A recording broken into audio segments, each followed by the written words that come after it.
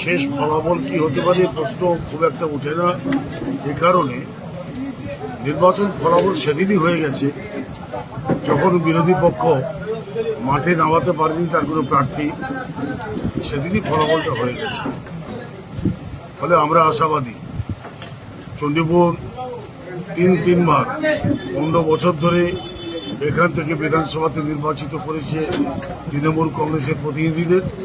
এবারে নিশ্চিত হবে আরও বেশি ভোটে চণ্ডীপুর বিধানসভা থেকে উত্তম বারিককে নির্বাচিত করবে এবং হবে, আমরা সেটা আশাবাদী। পঞ্চায়েত বৈঠকের যে অঙ্ক, সে অঙ্কটা আমি আপনাদের বিস্তারিত বলবো না, সেটা আমাদের দলের সাংগঠনিক বিষয়।